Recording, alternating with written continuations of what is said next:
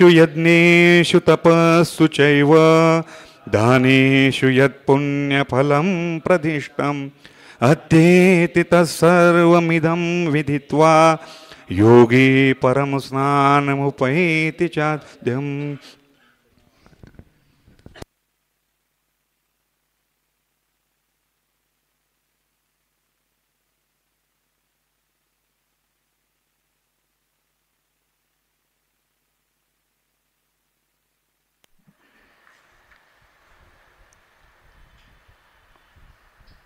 भगवान परमात्मा या प्रस्तुत 8व्या अध्यायामध्ये अध्यायाचा उपसंहार करीत आहेत. उपसंह्रियते म्हणजे सांगितलेला जो आशय आहे तो या ठिकाणी एकत्र करून त्याची परिसमाप्ती करतात. म्हणजे संपवतात असं नाही, त्याच्यापासून आपल्याला जे काही फल आहे, परिसमाप्ती म्हणजे परिताहा सम्यक आपती, म्हणजे त्याला सर्व बाजूने पूर्ण तुम्हाला फलश्रुती व्हावी अशा प्रकारची परिसमाप्तीचा हा श्लोक आहे. आणि त्या श्लोकापूर्वी भगवान परमात्म्याने सांगितलं की नैते श्रुती पार्थजानन योगी मह्यति कश्चन तस्मात् सर्वेषु कालेषु योगयुक्तो भवार्जुन. भगवंतांनी उपसंहाराच्या या उपांत्य श्लोकामध्ये असं सांगितलेलं आहे की मी आत्तापर्यंत जो उपदेश केला ह्या 8व्या अध्यायाचा, तुझ्या प्रश्नाचा जो उकल केला, तर त्याच्यावरून अर्जुना तो असं कर की ज्यांना ज्यांना हे ज्ञान झाले असे असणारे हे योगी, म्हणजे याच्यामध्ये योग शब्द त्याला काय म्हणतो, अनेक जसा अर्थ शब्द अनेक अर्थांना गवसणी घालतो, तसा योग शब्द ह्या गीतेमध्ये 18 अध्यायामध्ये 18 प्रकाराने आलेला आहे. सगळ्यांना योगच म्हणतात.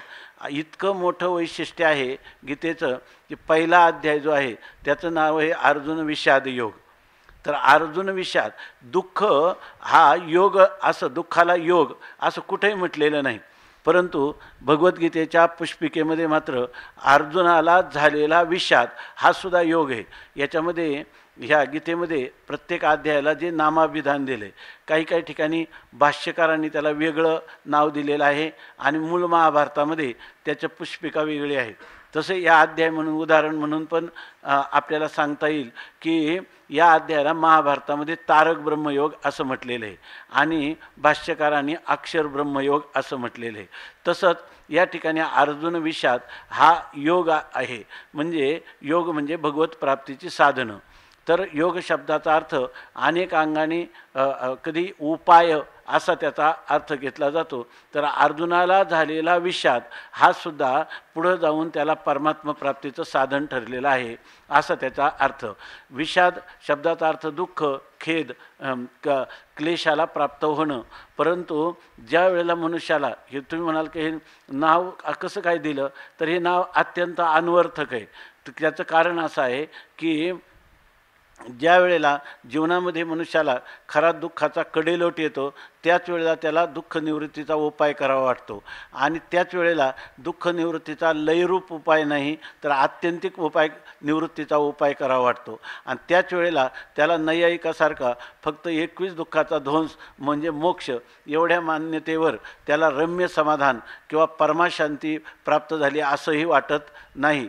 किंवा त्या ठिकाणी इतर जे उपाय आहेत त्या सगळ्या उपायापेक्षा त्याला त्याची आत्यंतिक निवृत्ती व्हावी असं त्याच्या जीवनात वाटतं. आणि परम आनंद, निरतिशय, निर्विषय, निरुपाधिक आनंद मला व्हावा.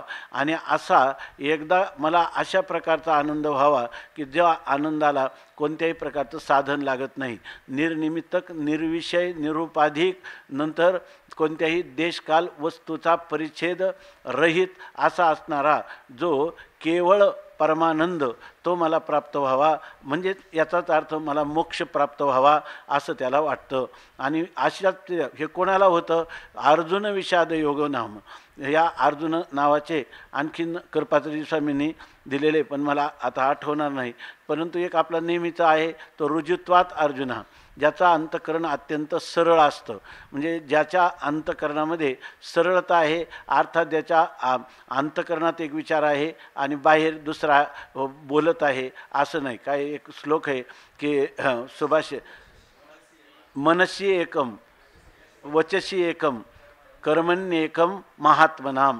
महात्मा म्हणजे ज्यांचं अंतकरण मोठं आहे, अर्जुनासारखं मोठं आहे, तर अशा महापुरुषांच्या अंतकरणामध्ये मनसी एकम, जे मनात आहे तेच वचसी, तेच त्यांच्या वाणीमध्ये असतं आणि तेच त्यांच्या क्रियेमध्ये असतं.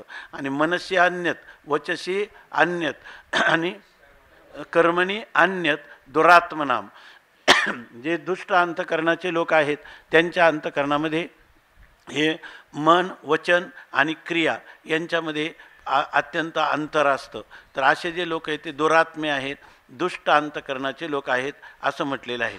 अर्जुन म्हणून जर कोणी ह्या गीतेचं चिंतन करायला येईल, जो सुमनू आणि शुद्धमती आनंदको अनन्यगती पै गौप्य ही तयाप्रती चावळी जे सुखे, असं भगवान म्हणतात की या ठिकाणी अर्जुनाच्या अनेक वर्णन बऱ्याच ठिकाणी आलेले आहे. तर अर्जुन हा शुद्ध मनाचा, शुद्ध बुद्धीचा आहे, शुद्ध मनाचा आहे, अनिंदक आहे, अनन्य भगवंताचा आश्रय करणारा निष्ठावान अशा प्रकारचा भक्त आहे आणि त्यालाच हे गीतेतलं गुह्य ज्ञान सांगावं असं सांगतात. आणि त्याप्रमाणे हा अर्जुन विषाद योग झालेला आहे. तसाच हा 8वा अध्याय जो आहे तर याला तारक ब्रह्मयोग असं का म्हणतात? याचं कारण काय आहे? ज्यांना योग म्हणजे उपाय करायचा आहे, परमात्म प्राप्तीचा उपाय करायचा आहे, ब्रह्मयोग ब्रह्मप्राप्तीचा उपाय करायचा आहे, त्यांना या अध्यायामध्ये सांगितलेली जी उपासना आहे, जी भगवंताची अनन्य निष्ठापूर्वक केलेली भक्ती आहे, त्यामुळं त्या कारण ब्रह्माच्या केलेल्या उपासनेमुळं तो क्रमाने ब्रह्मलोकाला जाऊन कल्पांताच्या वेळेला मुक्त होतो. किंवा एखादा जो योगी पुरुष आहे तो योगाचं साधन करत असला, परंतु ईश्वर प्रणिधानपूर्वक योगाचं साधन केल्यामुळं तो स्वेच्छेने या देहाचा त्याग करू शकतो. इतर लोकांना स्वेच्छामरण स्वीकारता येत नाही, परंतु काय मनाचे स्थैर्य धरिला, भक्तीच्या भावना भरिला, योग बळे आवरीला सज्ज होनी, असा जर कोणी पुरुष असेल तो सुद्धा कल्पांताच्या वेळेला मुक्त होतो, त्याला हे साधन प्राप्त होतं. किंवा ज्या पुरुषाने या जन्मात हा इथंच आत्मा ब्रह्मत्वाने जाणला, ज्याला संशय विपर्ययरहित ब्रह्मज्ञान झालं, हा पुरुष जिवंत असतानाच मुक्त आहे. त्यामुळं त्याच्या देहपातानंतर आपलं देहपात कसा होतो याचा काही विचार करण्याचं कारण नाही. म्हणून हा ज्ञानी पुरुष ज्ञान समकालातच मुक्त होतो असंही सांगितलं. आणि सामान्य लोकांची स्थिती अशी आहे का यम वापी स्मरण भावम त्यजत्यंते कलेवरम तम तमे वैती कौंतेय सदा तद्भाव भाविता. आयुष्यभर त्यांनी जागता जवाशिजे तो जेने ध्याने भावना भाविजे, डोळा लागत खेवो देखिजे तेची स्वप्नी.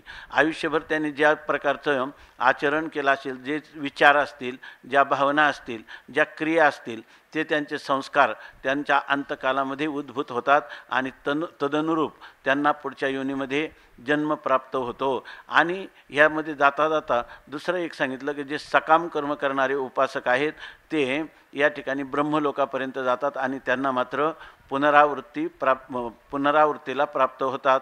अशा प्रकारचा विचार भगवंतांनी सर्व सांगितला. आणि हे सर्व सांगितल्यानंतर माऊलींच्या दृष्टीनं हा विचार जरी सांगितला असला तरीसुद्धा जे काही भगवंताचं मनोगत आहे की काय देवाचे मनोगत तो दावित आसी मूर्त. श्रीमन निवृत्तीनाथ महाराज ज्ञानोबारायांना त्या ठिकाणी सांगतात की जे भगवंताला सांगायचं त्याचंच मनोगत तुम्ही परिपूर्ण सांगत आहात.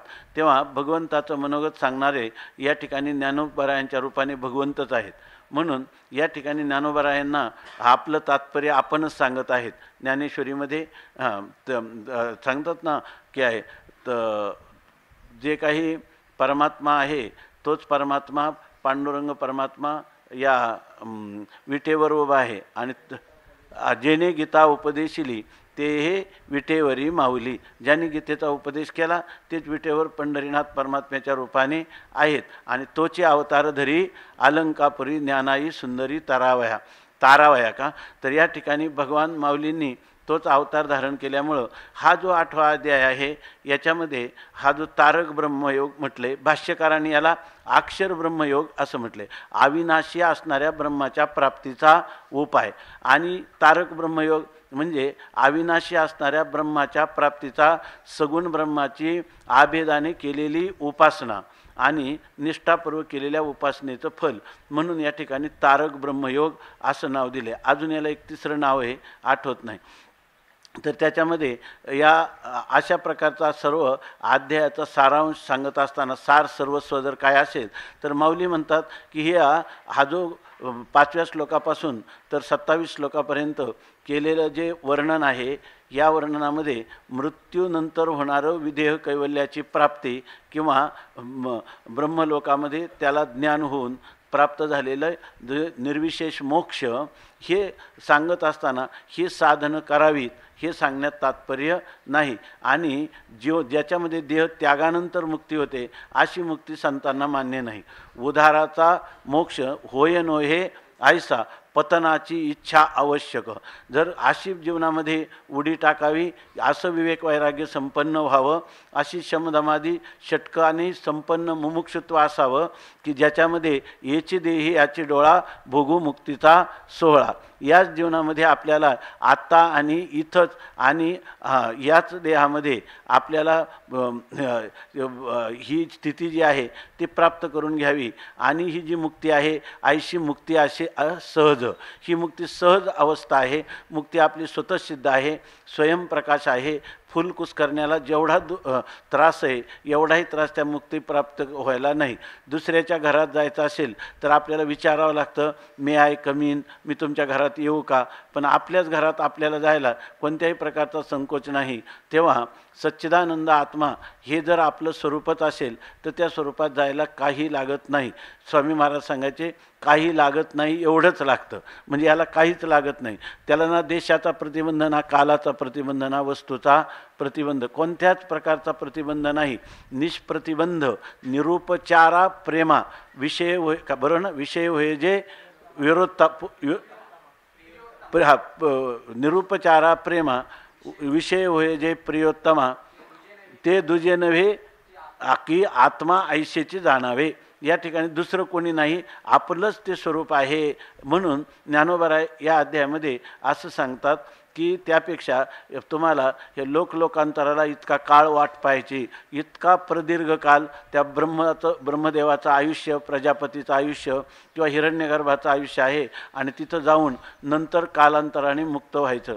त्यापेक्षा मनुष्याने इथं आत्ता विशेषतः कालच आपण पाहिलं मधुसूदन सरस्वतींनी या ठिकाणी या शब्दाचा अर्थ केला यौवने. शक्नोती हैवय सोडूम प्राक शरीर विमोक्षणात कामक्रोधोद्भवम वेगम सयुक्ता स सुखी नराह. काम क्रोध लोभाचे जे काही वेग आहेत ते मनुष्याने सहन करावे. पण कधी सहन करावे? त्याच्या वार्धक्यामध्ये शरीरामध्ये विकलांगता आली आणि त्यावेळेला तो इंद्रियांचा मी संयम करतो. संयम करायला ती इंद्रिय शिथिल झाली तर तुला काय पुरुषार्थ करायचा आहे? काही करायला नाही. त्या ठिकाणी शिवाय तो पुरुषार्थ जरी बाह्यता वाटलाही तरी अंतःकरणामध्ये झालेले जे संस्कार आहेत त्या संस्कारामुळं मनामध्ये अनेक प्रकारच्या वासना राहतात. त्यामुळं अज्ञानही दूर केलेलं नाही, त्या ठिकाणी वासनाही अंतःकरणामध्ये आहेत आणि पुण्य केलेल्या कर्माचा फलभोग ज्ञान संपादन न केल्यामुळं अपरिहार्य आहे. तर अशा वेळेला काय उपयोग आहे त्याचा? त्याच्यापेक्षा त्यांनी काय करावं तर यौवने, तारुण्यातच हे ज्ञान प्राप्त करून घ्यावं. आपल्या संस्कृतीमध्ये हे ज्ञान प्राप्ती करण्यासाठी खरं तर प्रल्हाद आपल्या सवंगड्यांना सांगतो की कौमार आचरित प्राज्ञो धर्मान भागवतानीह. कौमार अवस्थेमध्येच ध्रुव, प्रल्हाद यांच्यासारखं, शुकमुनी यांच्यासारखं अगोदरच हे ज्ञान संपादन करावं आणि ज्ञान व्हावं आणि आयुष्य उरावं. ज्ञान झाल्यानंतर जेवढं आयुष्य आहे ते इतकं मोठं आयुष्य आहे की त्याच्याकडं पाहून घोटवीनं लाळ ब्रह्मज्ञाने हाती मुक्ता आत्मस्थिती सांडवीनं, असं तुकाराम महाराज म्हणतात.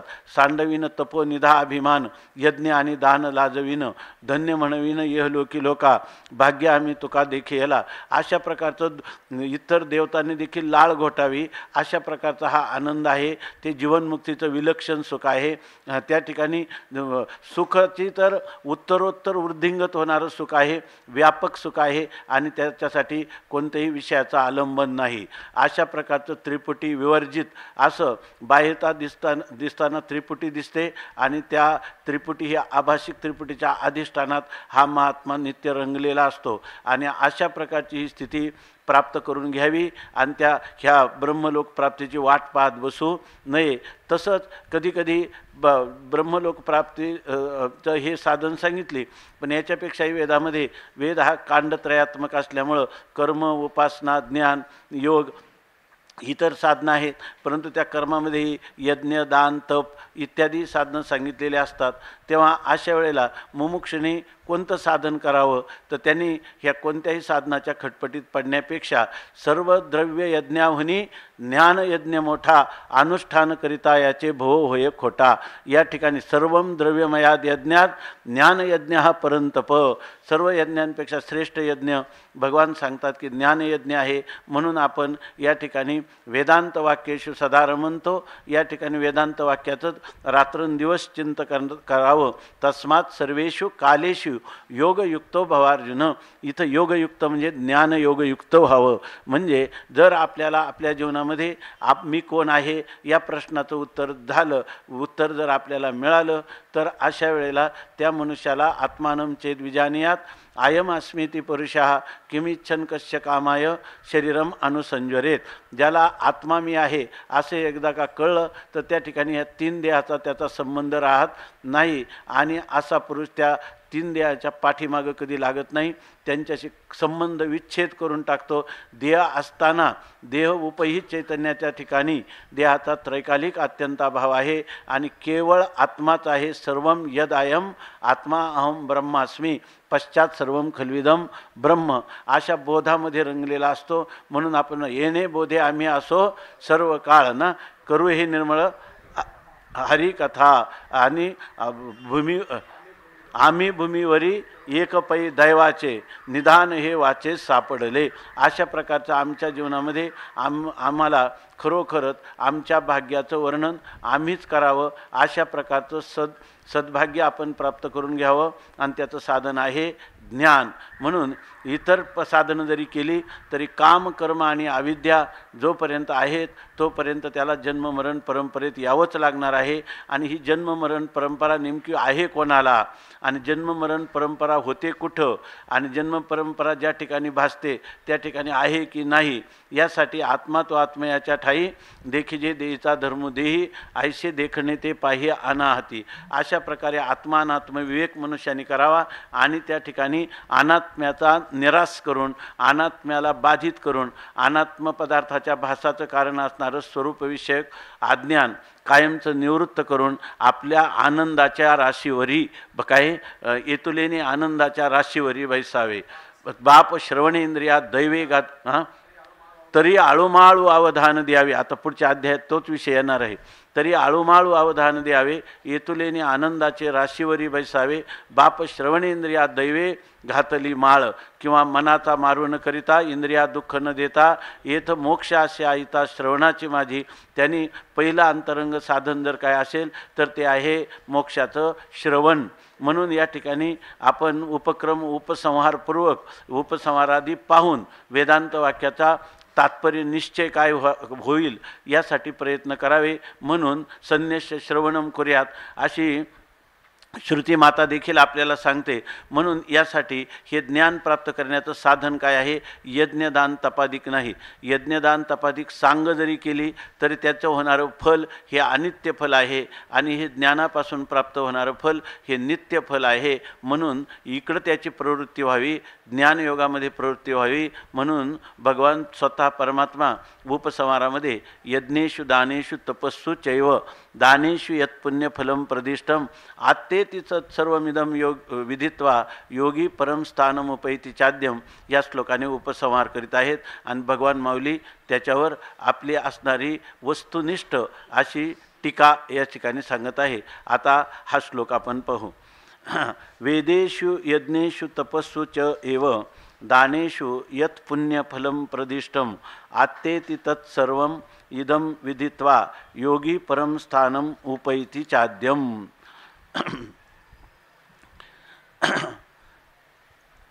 योगी इदं विदित्वा वेदेषु यज्ञेषु तपस्सु एव दानेषु यत् पुण्यफलं प्रदिष्टम तत्सर्वम् आत्तेति च आद्यं परम स्थानम उपैति.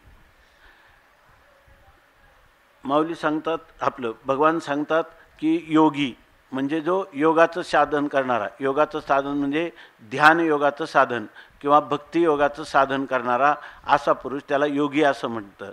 आणि तो उपासक, हे कांड कोणतं चालू आहे नेहमी या कांडाचा विषय जो आहे तर तो हे कांड आहे उपासना कांड. 6व्या अध्यायापासून तर 12व्या अध्यायापर्यंत हे उपासना कांड आहे. म्हणून या ठिकाणी हा कोणता योगी आहे? भक्त योगी आहे, उपासना करणारा आहे. कोणता? सगुण ब्रह्माचा उपासक आहे. म्हणून याला बरं का सगुण ब्रह्माक्षर योग असं पण एक नाव दिलेलं आहे. कारण याच्यामध्ये सगुण ब्रह्माची उपासना सांगितली, आभेदाने सांगितली तरी ती सगुण ब्रह्माची उपासना सांगितलेली आहे. आणि ह्या सगुण ब्रह्माची आभेदाने उपासना हे सांगत असताना माऊलींनी त्याचा अर्थ अन्वय भूमिकेमध्ये केलेला आहे. म्हणजे व्यतिरेक झाल्यानंतर केवळ अधिष्ठानाच्या दृष्टीनं जी काही झालेली उपासना केलेली जी उपासना आहे तिला ज्ञान तर झालेलं नाही, पण उपासना या प्रकाराने केलेली, या प्रकाराची उपासना सगुणाची कोणत्या अन्वय बुद्धीनं होऊ शकते की नाही. माझ्या सहित हा परमात्मा सर्व म्हणजे कारण ब्रह्माची उपासना आहे. ही कारण ब्रह्माची उपासना अशा रीतीनं होऊ शकते. याच्यामध्ये भावना जी आहे ती अन्वयाची भावना आहे. त्यामुळे या ठिकाणी मीच ब्रह्म आहे असं नाही, तर माझ्यासहित सर्व विश्व हे ब्रह्मस्वरूप आहे. परंतु याला उपासना का म्हणावं लागतं? तर याच्यामध्ये ही भावनेने विधीपूर्वक आग्रहाने केलेली जाते. म्हणून या ठिकाणी संशय विपर्यायरहित ज्ञानाचं जे स्वरूप आहे ते स्वरूप या ठिकाणी नाही. म्हणून हा जो भाग आहे हा उपासना कांडाच्या अंतर्गत आहे आणि म्हणून त्याला सगुण ब्रह्मयोग असंही पण नाव दिलेलं आहे. आणि माऊली भगवान सांगतात की योगी म्हणजे हा ध्यान किंवा उपासना करणारा योगी म्हणजे हा साधक. इदम विदित्वा अशा प्रकाराने जाणून काय इदम विदित्वा, इदम म्हणजे काय? ह्या 8व्या अध्यायामध्ये जे 7 प्रश्न केले काय, किम तद ब्रह्म किम अध्यात्मम किम कर्म पुरुषोत्तम आधिभूतंच किम प्रोक्तम आधिदैवम किमुच्यते आधी यज्ञः कथम कोत्र देहेस्मिन् मधुसूदन प्रयाण कालेच कथम ज्ञेयोसी नियतात्मभी. असे जे 7 प्रश्न केले ते 7 इदम विदित्वा, त्या 7 प्रश्नांची आत्तापर्यंत अध्याय दिलेली सगळी उत्तरं जाणून हे इदम विदित्वा. इदम म्हणजे या अध्यायामध्ये सांगितलेल्या 7 प्रश्नांची उत्तरं जाणून तो काय करतो? वेदेषु म्हणजे वेदामध्ये सांगितलेलं, यज्ञेषु यज्ञ म्हणजे वेदामध्ये सांगितलेलं म्हणजे वेदाचं अध्ययन. वेदामध्ये काय सांगितलं हे कधी कळेल? वेदाच्या संहितेचा जर आपण पाठ केला तर. म्हणून वेदाचं अध्ययन किंवा स्वाध्याय करण्याने जे फल मनुष्याला प्राप्त होतं ते वेदेषु म्हणजे यत् पुण्यफलम, म्हणजे वेदाचं अध्ययन केल्याने जे पुण्यफल प्राप्त होतं. आपल्या याच्यामध्ये असं सांगितलेलं आहे, तो प्रमाण आहे, श्रुतीमध्येच प्रमाण आहे की वेदाचं अध्ययन करावं आणि ते दररोज करावं, नित्याने करावं. जसं आपल्याकडे आहे ना, आपला वेद म्हणजे काय? ज्ञानेश्वरी, गाथा, एकनाथी भागवत हे आपले वेदच आहे. याचा दररोज स्वाध्याय करावा. कारण काय, त्यांनी सांगितलं वेदाचं अध्ययनाचं प्रयोजन सांगितलं. काय प्रयोजन आहे? तर अंतकरणाची शुद्धी आणि परमात्म्याविषयी प्रीती, हे 2 प्रयोजनं त्याची सांगितले. जो मनुष्य दररोजच गाथा ज्ञानेश्वरी वाचेल किंवा दररोज वेदाचं अध्ययन करेल, ज्यांना वेदाच्या अध्ययनाचा अधिकार आहे त्यांना, पुन्हा ते अध्ययन आपण जर गुरुमुखातून त्याचा अर्थाचं ज्ञान करून घेतलं आणि मग जर आपण त्याचा स्वाध्याय केला तर त्या स्वाध्यायान मा प्रमदितव्य असं म्हटलेलं आहे. असा जर स्वाध्याय केला किंवा स्वाध्याय आणि प्रवचनेनचं किंवा त्याच्यावर आपण बोललं किंवा तेच जर आपण ऐकलं तर आपोआप अंतकरणामध्ये भगवंताच्या स्वरूपाविषयी प्रीती निर्माण होते, त्याच्या प्राप्तीची इच्छा होते आणि त्याच्यामुळे आपल्या अंतकरणाची शुद्धी पण होते. अशा प्रकारचं यज्ञापासून जे काही आपलं वेदाच्या अध्ययनापासून पुण्य उत्पन्न होतं. म्हणून आपल्याकडं सांगतात तम एतम वेदानुवचनेन, बरं असंच आहे ना, तम एतम वेदानुवचनेन ब्राह्मणा विविदिशन्ति यज्ञेन दानेन तपसा अनाशकेन. आपल्यामध्ये जे व्रत केले, जसं आता हरिदिनी आज एकादशी आहे, तर ही जी व्रत आहेत ती कशासाठी? ही व्रतामध्ये आपल्या अंतकरणाची शुद्धी व्हावी आणि आपल्याला भगवंताचं प्रेम निर्माण व्हावं याच्यासाठी.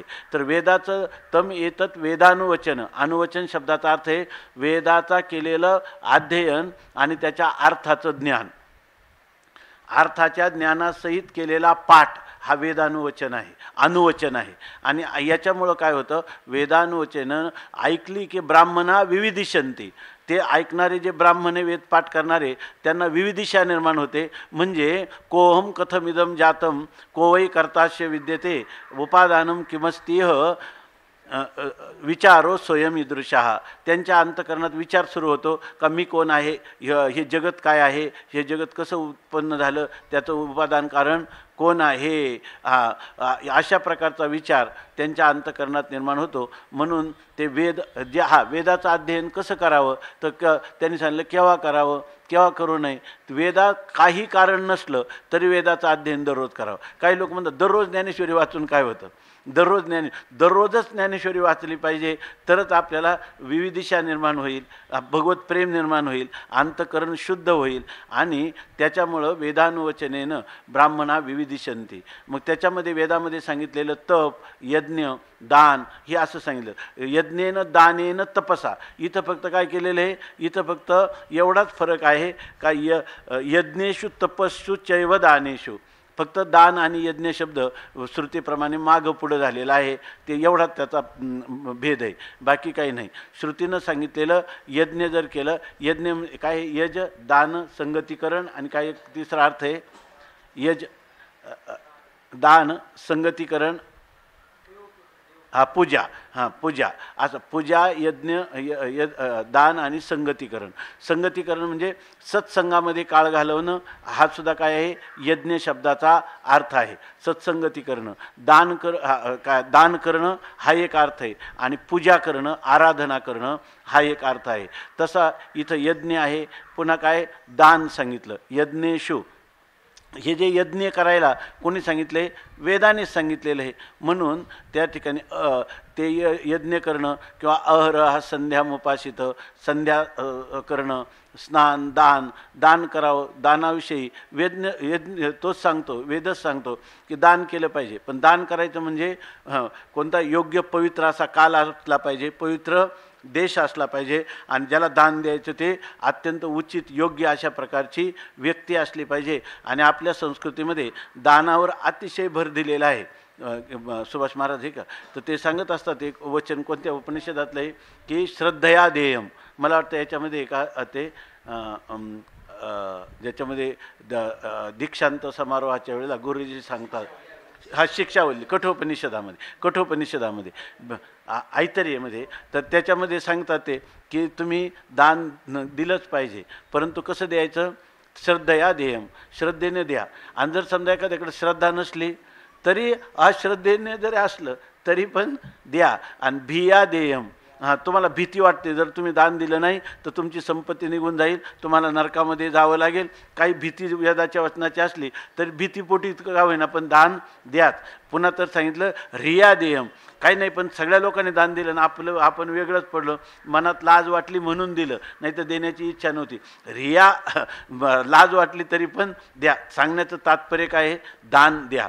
तशा प्रकारे इथं वेदामध्ये सांगितलेली जी साधनं आहे, वेदेषु यज्ञेषु तपस्सु चैव. आणि तपसुद्धा कसं असलं पाहिजे, तपाची काय व्याख्या केली,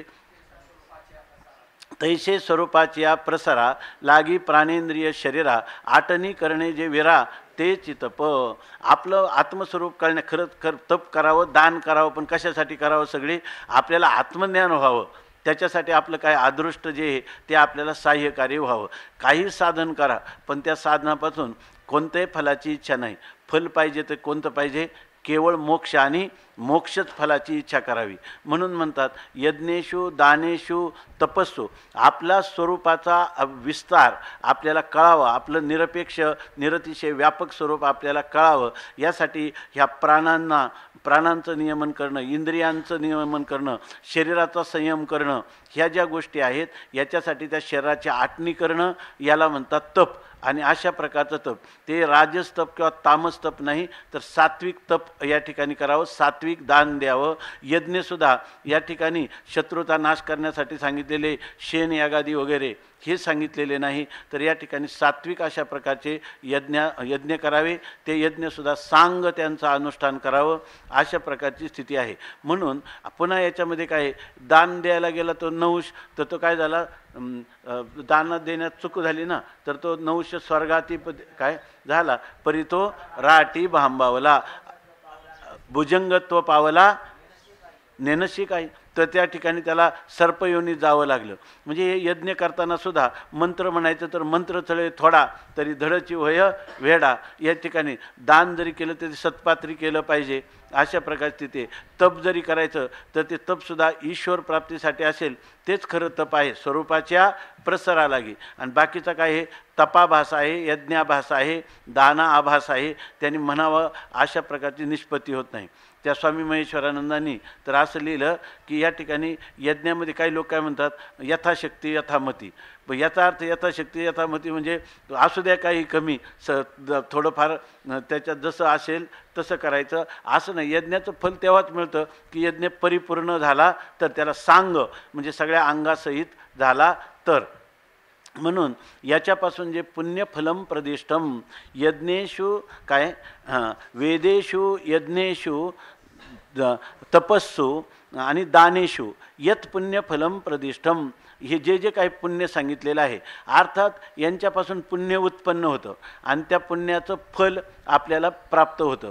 परंतु उत्पन्न झालेल्या पुण्याने प्राप्त झालेलं जे फल आहे ते फल ज्या अर्थी पुण्य उत्पन्न झालेलं आहे आणि जे उत्पन्न झालेलं असतं ते विनाश्य असतं. यत कृतकम तद अनित्यम, कर्मापासून झालेलं फल नित्य कधीही असू शकत नाही आणि ज्ञानापासून झालेलं फल हे कधी अनित्य असू शकत नाही. मोक्षफल कसं आहे, नित्य आहे. आणि इथं तुम्ही किती जरी ब्रह्मलोकापर्यंत गेले तरीसुद्धा तेतम भुक्त्वा स्वर्गलोकम विशालम क्षिणे पुण्यमर्त्यलोकम विशंती एवं त्रयी धर्म मनुप्रपन्ना गतागतम कामकामा लभन्ते. तुम्हाला जन्माला यावंच लागेल. म्हणून यांचं जे पुण्यफल शास्त्रामध्ये मात्र यत पुण्यफलम प्रदिष्टम, जे शास्त्रामध्ये त्या पुण्याचं फल तुम्हाला सांगितलेलं आहे.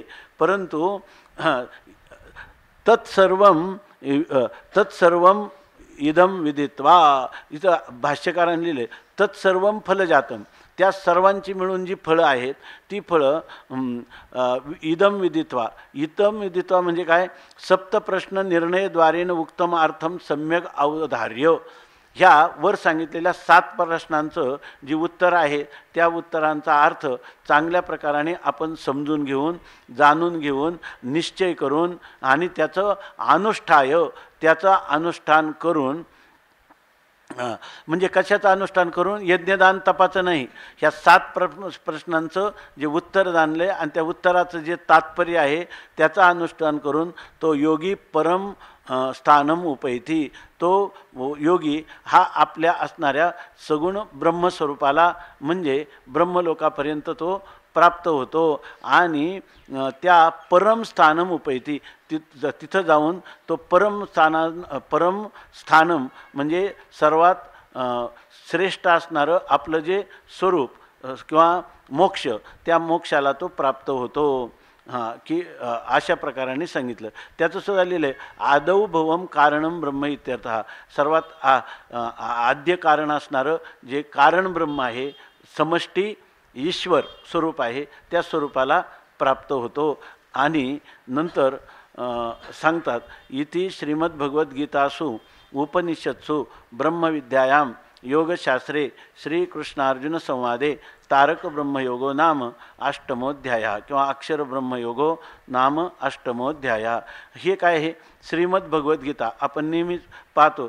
श्रीमद्भगवद्गीता म्हणजे ऐश्वर्याने संपन्न असणारी, ऐश्वर्याने युक्त असणारं हे भगवद्गीता म्हणजे भगवता गीता, भगवंताने रणांगणामध्ये गायलेलं हे गीतारूपी हा ग्रंथ म्हणजे भगवंताने आपलं रणांगणामध्ये कुरुक्षेत्रावर गायलेलं हे गीत आहे. रणांगणावर गायलेलं गीत आहे. याचा अर्थ रणांगणावर गीत गाता येतं.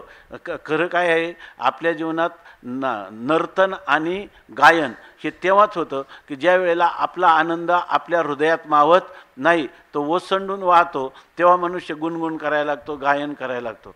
दुःखाच्या प्रसंगात आणि एखादा मनुष्य जर कोणी त्या ठिकाणी उलट काय, दुःखाच्या प्रसंगात जर एखादा आनंदाचं गायन करायला लागला आहे की नाही, अरे याला एवढा मोठा, तर लोक काय करतील, त्याला वेड्याच्या इस्पितळात नेतील आहे की नाही.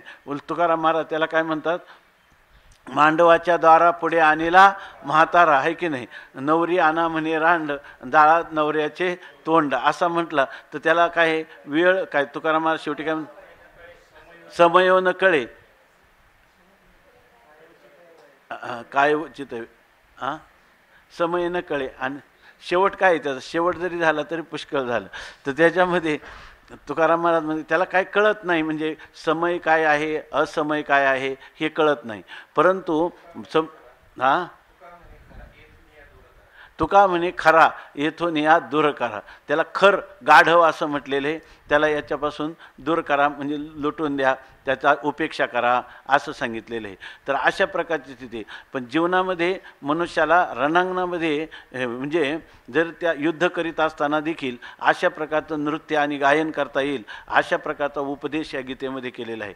तो आपल्यासाठी आवश्यक काय आहे, आपण नेहमी चिंतन करतो, रात्रंदिवस आम्हा युद्धाचा प्रसंग. ते तर अर्जुनाचा तेवढा 18 दिवसाचं महाभारत युद्ध होतं, परंतु तुम्हाला आम्हाला दररोज रात्रंदिवस युद्धाचा प्रसंग आहे. आणि तो कुठे आहे, आंतरबाह्य जग आणि मन आणि जीवा ही आगोज पडती आघात येऊन या नित्य नित्य वारू. तुकाराम महाराज म्हणतात, तुका म्हणे तुझ्या नामाचेनी बळे अवघियांचे काळे केले तोंड. या ठिकाणी किती संकट असतील तिथे संकट सगळी निघून जातील आणि त्याची जागा कशाने होईल, व्यापक आनंदानुभूतीनं त्याची जागा घेतली जाईल. अशा प्रकारचा हा जो योग आहे, म्हणजे आपलं हे भगवत गीता म्हणजे भगवंताने रणांगणामध्ये गायलेलं गीत आहे.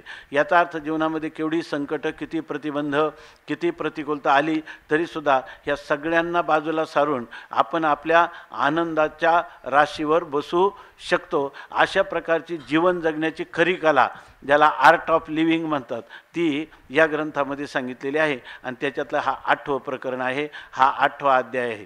खरं जर पाहिलं तर श्रीमद भगवद्गीता असो उपनिषद असो, हे उपनिषद आहे. म्हणजे गीतेला उपनिषद असं म्हटलेलं आहे.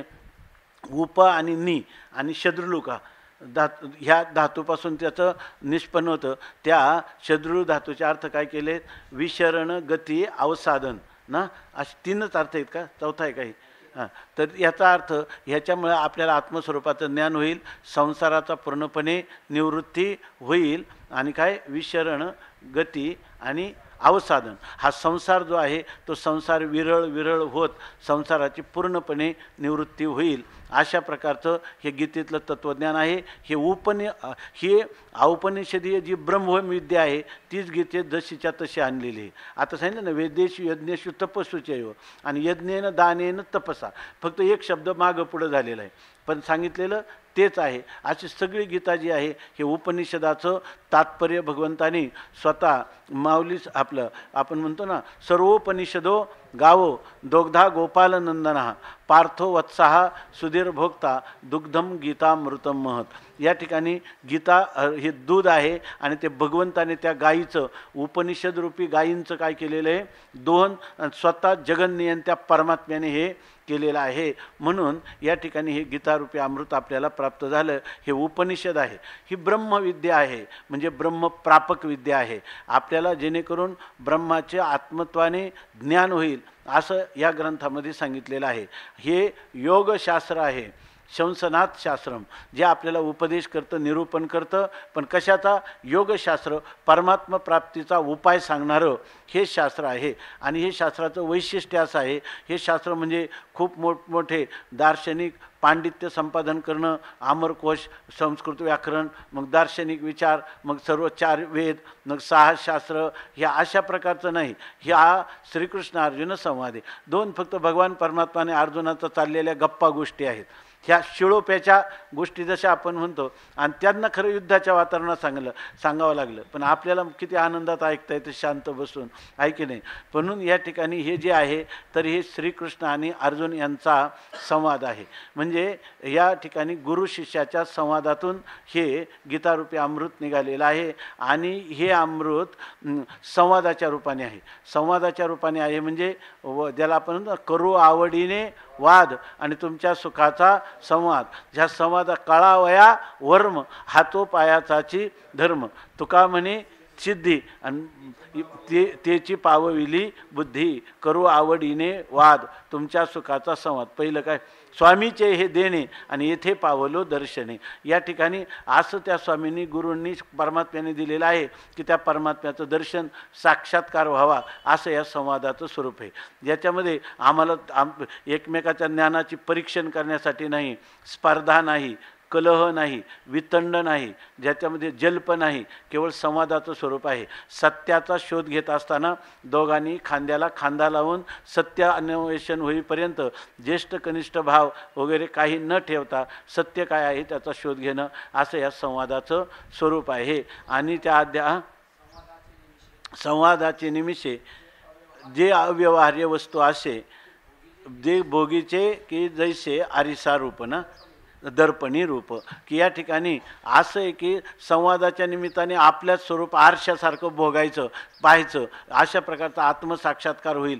तळ हातावरी वाटोळा डोलत देखीजे आवळा, तैसे ज्ञान आम्ही डोळा दाविले तुझं. अशा प्रकारचा हा जो संवाद आहे तो श्रीकृष्ण परमात्मा आणि अर्जुन ह्या दोघांचा संवाद. आणि त्याच्यामध्ये असणारा हा तारक ब्रह्मयोग किंवा अक्षर ब्रह्मयोग, हे आपण त्यांचं नावाचा अर्थ पाहिलाच अगोदर. तर हे तारक ब्रह्मयोग किंवा अक्षर ब्रह्मयोग नावाचा हा 8वा अध्याय, हा 8वा अध्याय या ठिकाणी समाप्त होत आहे. आता या संबंधाने भगवान माऊली सांगतात, जरी वेदाध्ययनाचे झाले अथवा यज्ञाचे शेतचे पिकले, का तपोदानांचे जोडले सर्वस्व हनजे. वेदाध्ययनाचे झाले म्हणजे आता आपण चिंतन श्लोकामध्ये केलेलंच आहे. याच्यामध्ये वेदाध्ययनाचे झाले म्हणजे आपण जे काही सांग अशा प्रकारचं आयुष्यामध्ये वेदाध्ययन केलं. वेदाध्ययन करायचं म्हणजे या ठिकाणी वेदाचा अर्थ पण जाणून घ्यायचा, आणि नुसता अर्थ जाणून घ्यायचा नाही तर त्याचं सांगितल्याप्रमाणे अनुष्ठान करायचं. याला म्हणायचं, हे जर अनुष्ठान केलं तर काय होतं, वेदामध्ये सांगितलेले आहे की तुम्ही यज्ञ करा, दान करा, असं जे सांगितलेलं आहे, तर त्या वेदाध्ययनाचे झाले म्हणजे या वेदाध्ययनामुळं हे आपल्याला प्राप्त होतं की आपल्या जीवनात काय करावं, काय करू नये, इदम करू इदम मा करू, हे करा हे करू नका, हे आपल्याला त्याज्य काय आहे, ग्राह्य काय आहे, अनुष्ठेय काय आहे, अनुष्ठेय काय आहे, हे सगळं वेदामुळं करतं. तर वेदाध्ययनाचे झाले म्हणजे वेदाचं अध्ययन करण्यापासून उत्पन्न झालेलं. नाहीतर आपण दररोज ज्ञानेश्वरीचा नित्य नियम आहे आणि त्या नियमाचं अर्थाचं चिंतन नाही, अनुष्ठानात आणायचं असंही पण माहीत नाही, फक्त आपल्याला दररोज इतक्या वया नियमाने वाचायच्या. मग असं जर केलं तर त्याच्यापासून अनुष्ठानात प्रवृत्ती होत नाही, तर मग त्याचा अर्थ समजून घ्यावा लागतो. पहिल्यांदा शब्दज्ञान असलं पाहिजे, नंतर त्या शब्दाच्या अर्थाचं ज्ञान असलं पाहिजे, नंतर त्या अर्थाचं परस्पर असणाऱ्या विरोधाचं सामंजस्य कळलं पाहिजे, नंतर त्या अनुष्ठानात येऊन त्याच्यापासून आपल्याला फलश्रुती होईपर्यंत आपण त्या अनुष्ठानाचं सातत्य ठेवलं पाहिजे. आणि शेवटी उद्दिष्ट काय असलं पाहिजे तर अर्थज्ञान नाही, अर्थरूपता ही आपल्याला अनुभूती व्हावी, असं जर उद्देश असलं तर या ठिकाणी हे वेदाध्ययनाचे झाले. ह्या वेदाध्ययनापासून उत्पन्न झालेलं काय, अथवा यज्ञाचे शेतची पिकले, ह्या यज्ञाचा शेतच जणू काही पिकले म्हणजे त्याच्यापासून वेदाने सांगितल्यापासून वेदा म्हणतो की यज्ञ करा, म्हणून यज्ञाचं जणू काही शेतच पिकवले. म्हणजे एका पाठोपाठ एक यज्ञ, एक झाला की दुसरा यज्ञ, आणि ते सांग किंवा तपोदानाचे जोडले सर्वस्व हनजे, किंवा आपण आपल्या जीवनामध्ये जे तप आणि दान केलं आणि त्या तपदानापासून त्याचं सर्वस्व म्हणजे त्याची जी फलश्रुती, ती पूर्ण फलश्रुती त्या तपाची किंवा दानाची जे आपल्याला जोडले म्हणजे प्राप्त झाली, तया आघवयाची पुण्यांचा मळा भारू आतोनी जया ए फळा ते परब्रह्मा निर्मळासाठी न सरे. आता बघा माऊली कसं सांगतात, हे जे यज्ञ दान तप वगैरे आहे याची जी आघवयाची पुण्याचा मळा यांच्यापासून उत्पन्न झालेलं सर्व प्रकारचे जे आपल्याला पुण्य किंवा अदृष्ट उत्पन्न झालेलं आहे आणि अगदी पूर्णपणे सांग यज्ञ सांग दान सांग तप सर्व अंगासहित परिपूर्ण निर्दोष रीतीनं या सगळ्यांचं अनुष्ठान केलं आणि त्या पुण्याचा मळा पिकलेला आहे. आणि तो कसा आला आहे, भारू आतवनी जया ए फळा. त्याच्यामध्ये असणारा जो मळा आहे तो आतवनी, तो मळा जो आहे तो मळा फळा आतवनी.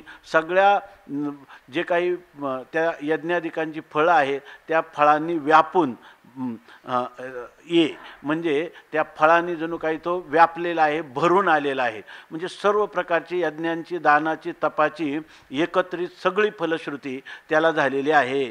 परंतु म्हणतात मग सगळं अदृष्ट ह्या पुण्यापासून त्याला काय मिळेल, हे सगळे केले तर त्याला जे फल मिळेल ते अनित्यच फल प्राप्त होईल. स्वर्गाधिकांची जरी प्राप्ती झाली तरी त्याला पुन्हा खालीच यावं लागतं, जन्ममरण परंपरा खंडित होत नाही. म्हणून हे आणि जे तुम्हाला जिथं तुम्हाला जन्ममरण परंपरा खंडित झाली असं मोक्षरूपी फल जे आहे हे फळ कशाने प्राप्त होतं, हे फळ जे आहे हे मोक्षरूपी फळ हे ज्ञानाने प्राप्त होतं. आणि ज्ञानाने प्राप्त होणारे ते मोक्षरूपी फळ आणि आयुष्यभर केलेली यज्ञदान तप यांच्यापासून मिळणारं फल याच्यामध्ये काही भेद आहे का, तर ते म्हणतात यांची काय तुलना करता येईल का. माऊली सांगतात परब्रह्म निर्मळासाठी न सरे. निर्मळ विशुद्ध असणारं जे ब्रह्म आहे सच्चिदानंद घन असणारं केवळ अद्वितीय एकमेव असं असणारं जे परमात्म तत्व आहे आणि त्या परमात्म तत्वाची ज्ञान करून घेतलं आणि त्या परमात्म तत्वाचं असं आहे की त्याचं ज्ञान इतर आपण स्वर्गाला गेलो तर आपण स्वर्ग नाही होऊ शकत, स्वर्गाहून भिन्न राहून त्या स्वर्गसुखाचं भोक्तृत्व आपल्याला प्राप्त होतं. पण हे ज्ञान तसं नाही. हे परब्रह्माचं ज्ञान झालं का ब्रह्मैव सन ब्रह्मापेती, ते ब्रह्मस्वरूपालाच तो प्राप्त होतो, ब्रह्माहून वेगळा राहत नाही. निरतिशय सच्चिदानंद व्यापक असणाऱ्या ब्रह्माशीच तो एकरूप समरस अशा प्रकारचा होऊन जातो. त्यामुळं ह्या मोक्षफळापुढं हे यज्ञ दान आणि तप यांच्यापासून मिळणारी जी फलं आहे ती न सरे, ती या ठिकाणी सरती होत नाही. परब्रह्म निर्मळासाठी म्हणजे त्या परब्रह्म निर्मळाच्या मोबदल्यात न सरे सरती होत नाही, तिची तुलना करता येत नाही.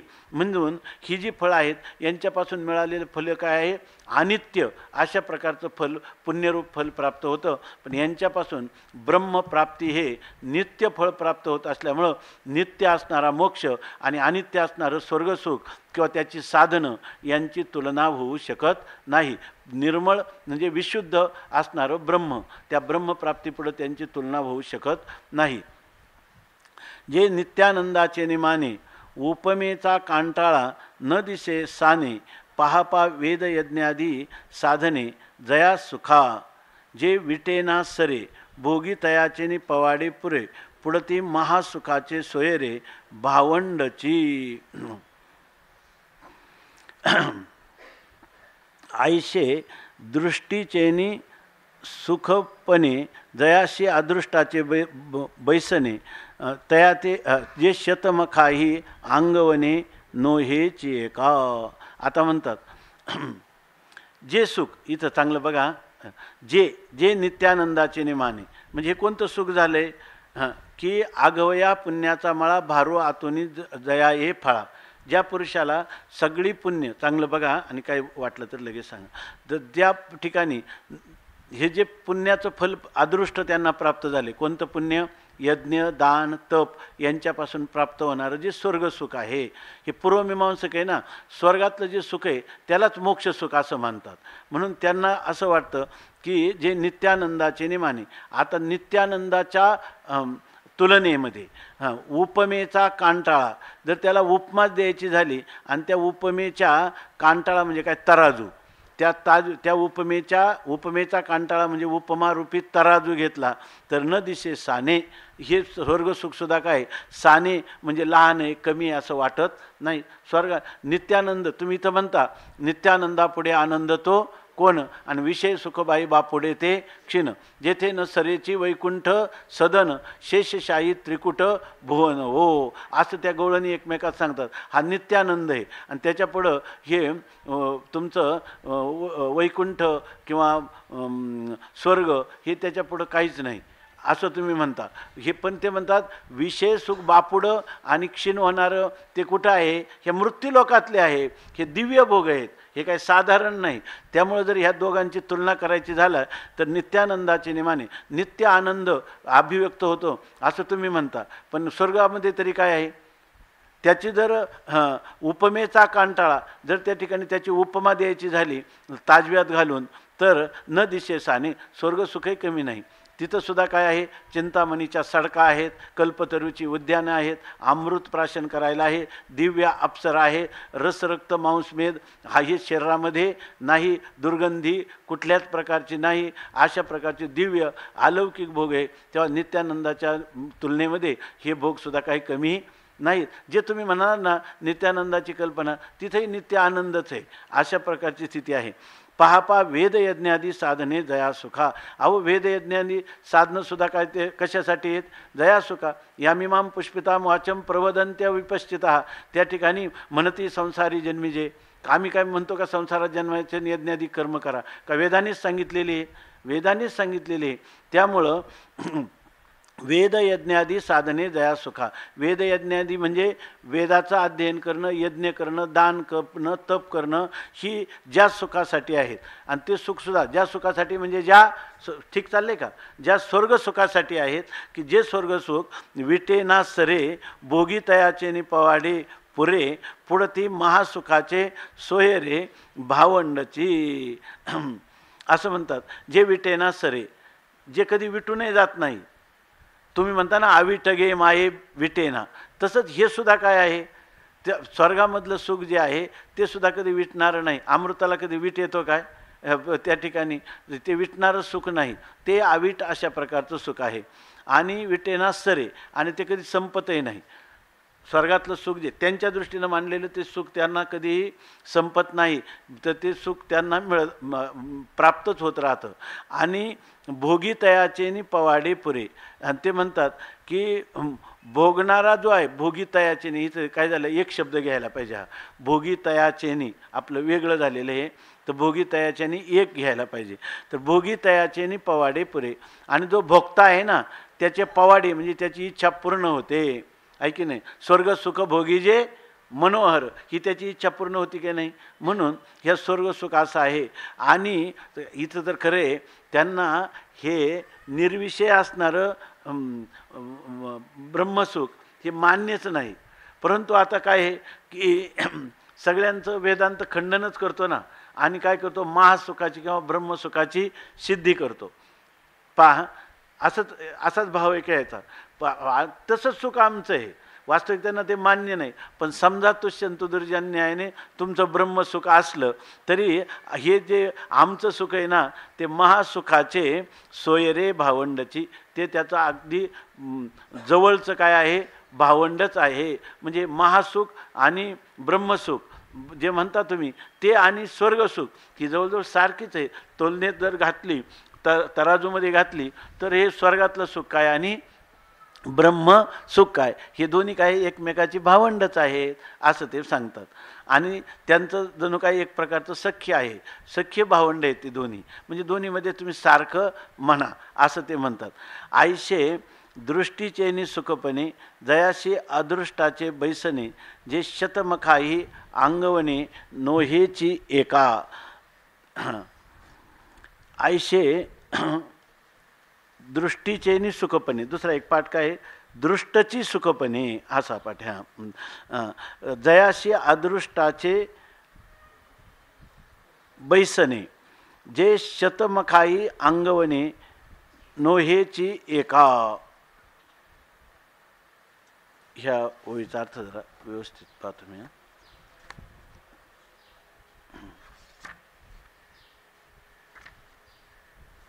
किती ओळी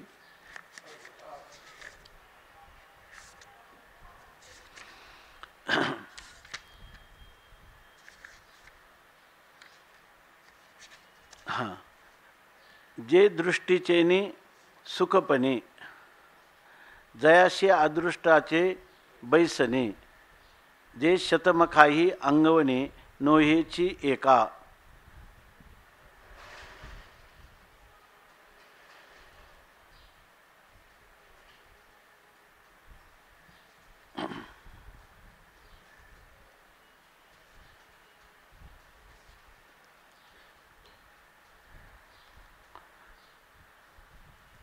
इथं दुसरा पण पाठभेद आहे, एकाच्या नाही ते सारखाच आहे.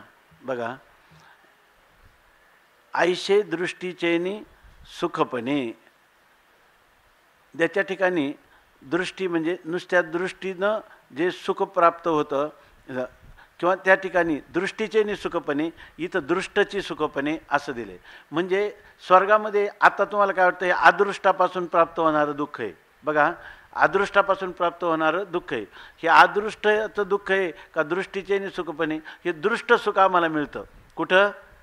ज्या काळात तो भोग भोगतो, जेव्हा इंद्रादी पदाला प्राप्त झाल्यानंतर किंवा इंद्रलोकाला ब्रह्मलोकाला प्राप्त झालेले लोक आहे, त्यांचं जे सुख आहे ते दृष्ट सुख आहे का अदृष्ट सुख आहे? भोगकाली आहे की नाही? भोगकाली सुख आहे ते. आणि जयाशी अदृष्टाचे बैसने, आणि त्याला जे काही आश्रयस्थान आहे, तो आश्रयस्थान मात्र कोणाचा आहे? अदृष्टाचा. त्याला काय आहे? आश्रय आहे. म्हणजे अगोदर आपण काय केलं, यज्ञदान तपापासून अदृष्ट निर्माण झालं, म्हणून त्याचा आश्रय कोण आहे? अदृष्ट आहे. परंतु ते सुख अदृष्ट आहे का?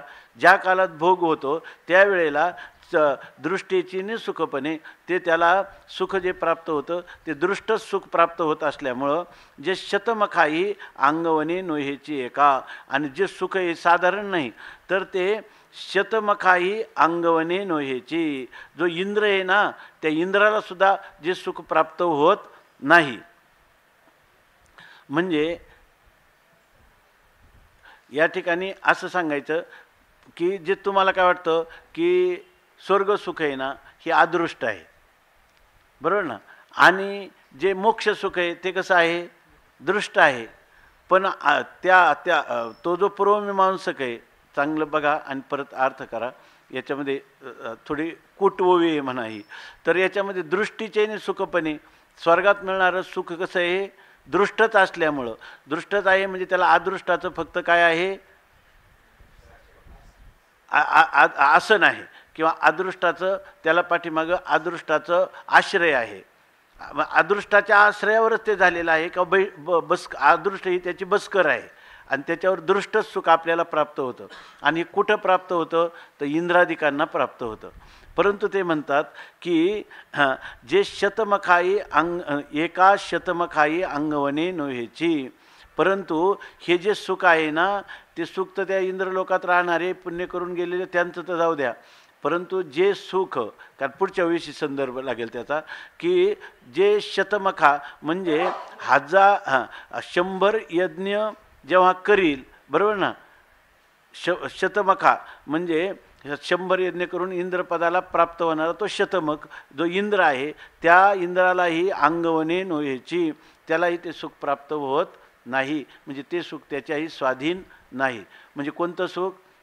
ब्रह्मसुख त्याच्या स्वाधीन आहे. तुम्ही त्याला दृष्ट सुख मिळतं, अदृष्टाच्या बैसकेवर मिळतं, आणि ते सुख ब्रह्म ज्ञानाने मिळणाऱ्या मोक्ष सुखासारखंच आहे असं तुम्ही जरी म्हणत असाल तरीसुद्धा ते जे सुख आहे ते सुख ह्या शतमखाही अंगवणे नव्हे. जो त्या स्वर्गाचा अधिपती झाला त्या इंद्राला देखील ते सुख साध्य नाही. ते सुख त्याला नोहेची, ते प्राप्त मिळत नाही. कोणतं सुख? ब्रह्मसुख मिळत नाही. आणि तया ते जे ब्रह्मसुख आहे आणि हे स्वर्गसुख आहे, तया ते योगीश्वर अलौकिके दिठीचेनी हाततुके अनुमानिती कौतुके तवा हळुवट आवडे. हे जे लोक आहे ना, म्हणजे ऐहिक किंवा पारलौकिक भोगामध्ये रमणारे लोक, ते याची तुलना करतात आणि ते म्हणतात हे दोन्ही सारखे तरी म्हणा. कोणते? ब्रह्मसुख आणि स्वर्गसुख हे सारखे म्हणा. परंतु इंद्राला सुद्धा हे सुख मिळत नाही, तर कैमुत्तिक न्यायाने त्या स्वर्गात जाणाऱ्या इतरांना, हे सुख काय प्राप्त होणार आहे? अर्थात होणार नाही. पण ही दृष्टी कोणाची आहे? ही जी ज्ञानी पुरुष आहेत त्या ज्ञानी पुरुषांची ही दृष्टी आहे की तया ते योगीश्वर, जे याज्ञवल्क्यासारखे योगीश्वर. खंदारकर महाराजांनी योगेश्वर जेव्हा शब्द आला तर ते ह्या अध्यायामध्ये तर सगळ्या ठिकाणी याज्ञवल्क्याचं नाव घेतलं, याज्ञवल्क्याधिक असं म्हटलेलं आहे. तर म्हणजे हे याज्ञवल्क्याचं का म्हणून म्हणायचं? तर याज्ञवल्क्य आपल्या पत्न्यांना काय सांगतो? ही संपत्ती वाटून घ्या. का ते काय मंत्र आहेत ना, यद अल्पम तन्मर्त्यम ना, जे मर्त्य असं असणारं जे आहे त्या मर्त्य सुख, ते म्हणतात की आम्हाला हे राज्य वाटून देता आणि तुम्ही निघून जाता. का बरं तुम्ही निघून जाता? त्यांनी सांगितलं की संसार हा दुःखरूप आहे म्हणून आम्ही सोडून जातो. मग ते काय म्हणतात, जर दुःखरूप संसार असेल आणि तो तुम्ही सोडून जात असाल तर आम्हाला तुम्ही सगळं दुःखच देता. त्याच्यापेक्षा त्यांनी काय काय ते यद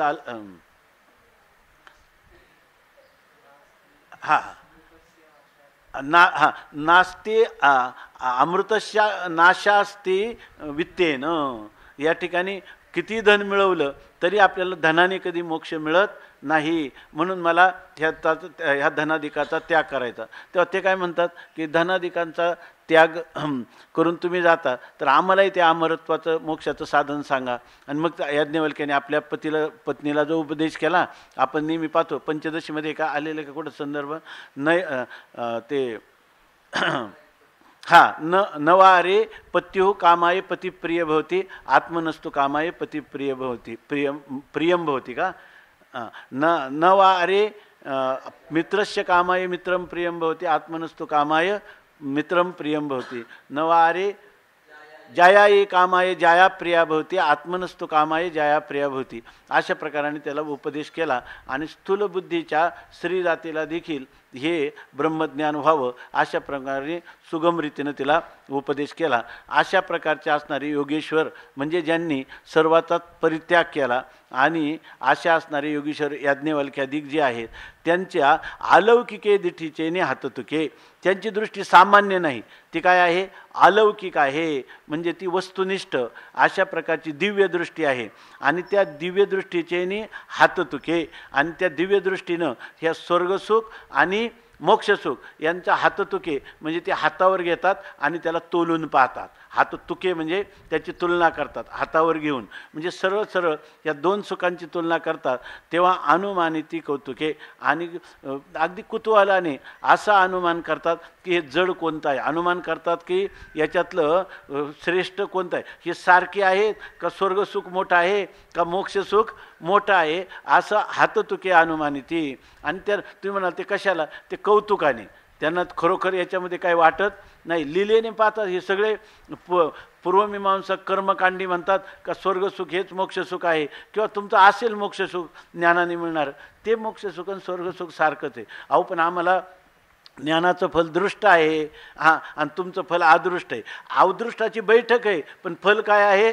दृष्टच आहे असं ते म्हणतात. आणि दोन्ही काय आहे? हे स्वर्गसुख हे मोक्षसुखाचं सोयर भावंड आहे असं जरी म्हणत असतील, पण जेव्हा याज्ञवल्क्य याची तुलना करतात, याज्ञवल्क्य मुनी म्हणजे योगीश्वर म्हणजे ह्या ज्ञानयोगाचे ऐश्वर्य प्राप्त झालेले असे महापुरुष जेव्हा याच्याविषयी तुलना करतात तेव्हा हळुवट आवडे. तर त्यांना वाटतं हे तर हलकं आहे. हळवट म्हणजे काय? हे हलकं आहे असं आवडे म्हणजे असं त्यांना वाटतं. अरे हे स्वर्गसुख काहीच नाही. काय स्वर्ग भोग तेही न लगती आशार क्षणे होते जाती क्षणेची नश्वर येथे हरिसंगे क्रीडो निरंतर सर्वही सुखाचे हा जोडला आगर हो असं त्यांना वाटतं. तसं इथं तर त्यांना ह्या ब्रह्मसुखापुढे हे सुख काहीच वाटत नाही. मग हे अर्थ लागतो का? शतमखाई अंगवने नोहेची एका, म्हणजे त्या हे घ्या माईक द्या.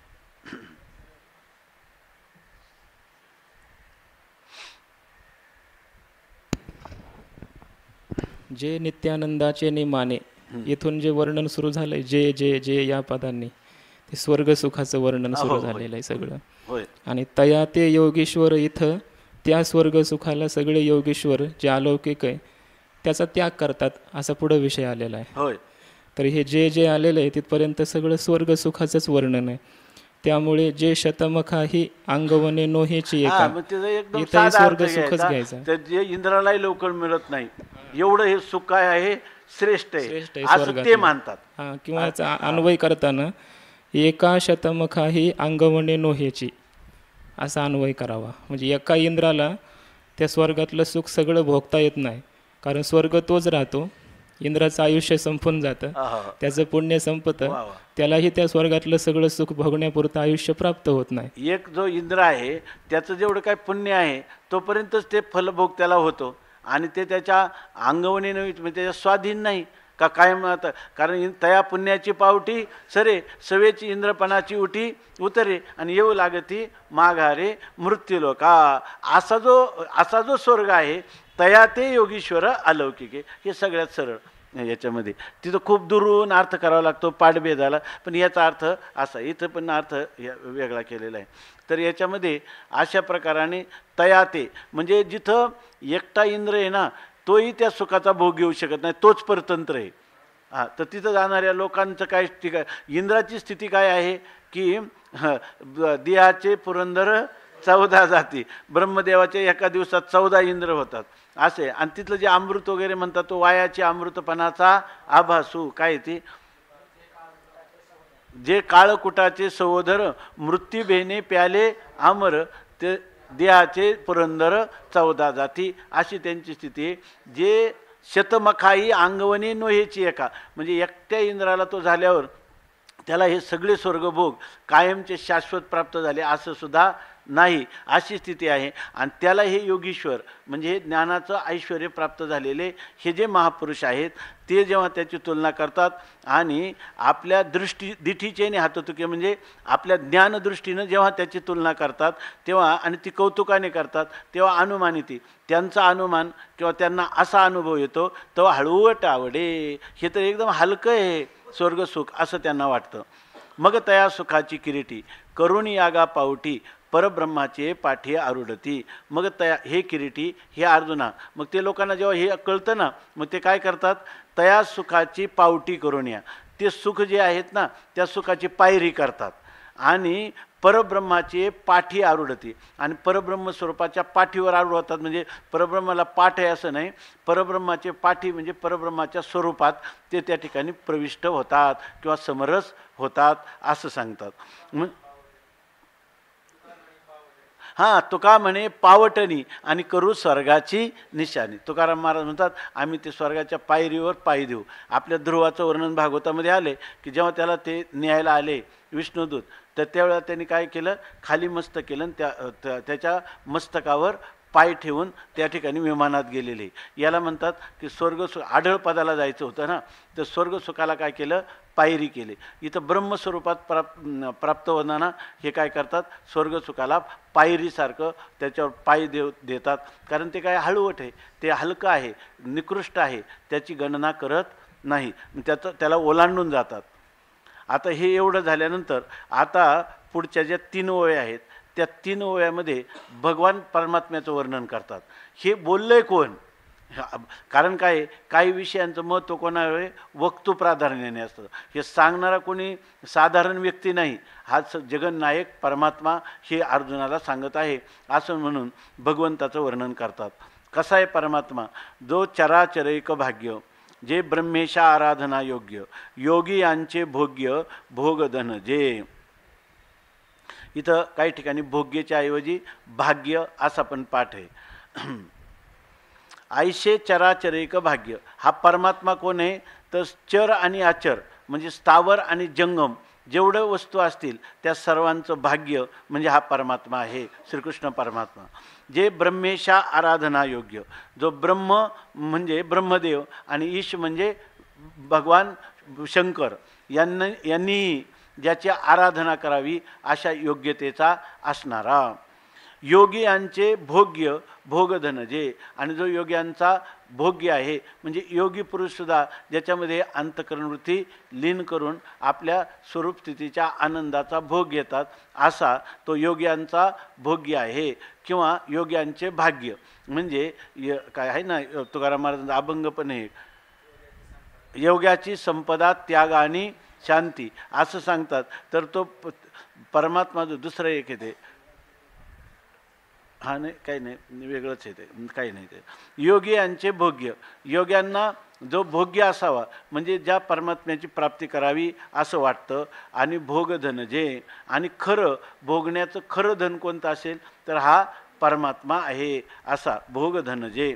खरं भोगात भोगरूपी धन कोणतं आहे? परमात्म्याचा भोग. परमात्म्याचा भोग म्हणजे परमात्म्याच्या आपल्या अंतःकरणामध्ये केलेली आनंद स्वरूप परमात्म्याची उपलब्धी, हे खरं धन आहे. परमार्थ महाधन, त्याला विषयाचा आपल्या इच्छेचा विषय करणं आणि त्याची प्राप्ती करणं हे खरं भोगधन आहे. जो सकळ कळांची कळा, जो परमानंदाचा पुतळा, जो जीवाचा जिव्हाळा विश्वाच्या. सकळ कळांची कळा, सगळ्या ज्या कला असतील त्या कलांची मूलभूत कला कोण आहे? परमात्मा आहे. जो परमानंदाचा पुतळा, जो निरतिशय आनंदाचा पुतळा म्हणजे मूर्ती म्हणजे कोण आहे? परमात्मा. साक्षात आनंद, गोठीव आनंद किंवा घनीभूत आनंद म्हणजे श्रीकृष्ण परमात्मा आहे. जीवाचा जिव्हाळा, जीवाला ज्याच्यामुळं जीवन मिळालेलं आहे तो परमात्मा आहे, जेणे हा जीव दिला दान असा. आणि जीवाचा जिव्हाळा विश्वाची, आणि संपूर्ण विश्वाचा जिव्हाळासुद्धा कोण आहे? तोच आहे. किंवा जो विश्वाची जीवाचा जिव्हाळा, विश्वामध्ये असणाऱ्या सगळ्या प्राण्यांचं मूलभूत प्राण जर कोण असेल तर तो परमात्मा आहे. जो सर्वज्ञतेचा ओलावा, जो परमात्मा काय आहे? सर्वज्ञतेचा जीव ओलावा म्हणजे जिव्हाळा, जिव्हाळा म्हणजे मूळ पाझर कोण आहे? परमात्मा. परमात्मा सर्वज्ञ आहे किंवा ज्ञ आहे किंवा दृंगमात्र आहे, म्हणून या सगळ्यांच्या ठिकाणी ज्ञानाचा व्यवहार होतो, म्हणून सर्वज्ञतेचा ओलावा तो परमात्मा आहे. जो यादव कुळीचा कुळदिवा, आणि जो यादव कुळ म्हणजे यादवांचा वंश आहे त्यांचा खरा कुळदिवा म्हणजे कुलदीपक जो आहे तो परमात्मा आहे, तो श्रीकृष्ण. असा एवढी विशेषणं परमात्म्याला दिली. असा असणारा श्रीकृष्ण लक्ष्मीपती परमात्मा श्रीकृष्ण पांडवाप्रती बोलिला. तो हे पांडवा म्हणजे अर्जुनाला उद्देशून हे बोललेलं आहे. म्हणजे याच्यामध्ये श्रोता आणि वक्ता हे दोन्हीही अलौकिक आहेत, म्हणजे विशेष आहेत असं सांगितलं. पांडवाप्रती बोलिला. आयसा कुरुक्षेत्रीचा वृत्तांतो, संजयो रायाशी असे सांगतू, तेची परियसा पुढारी मातू, ज्ञानदेव म्हणे. आयसा अशा प्रकारे कुरुक्षेत्रीचा वृत्तांतो, कुरुक्षेत्रामध्ये काय चाललेलं आहे तो वृत्तांत कोण सांगत आहे? हे संजय, कृष्ण परमात्म्याचा अर्जुनाच्या संवादाविषयी धृतराष्ट्राला संजय सांगत आहे. संजयो रायाशी म्हणजे कोणत्या? धृतराष्ट्र रायाला सांगत आहे. आणि तेची परियसा पुढारी मातू. आम्हाला वाटलं की अत्येतीचं सर्वमिदं विदित्वा योगी परम स्थानमुपैती चाद्यम. आता हे सगळ्यात शेवट झाला असं वाटलं, अजून 10 अध्याय सांगायचे. म्हणून माऊली म्हणतात की तेची परियशी पुढारा मातू. अजून पुढेही काय सांगायचं आहे, ती मातू म्हणजे गोष्ट तुम्ही ऐका असं ज्ञानदेव म्हणे. हे तिन्ही गोष्टी परमात्मा सांगतं, अर्जुन ऐकतो, आणि दोघांचा संवाद ज्ञानेश्वर महाराज आपल्याला सांगतात.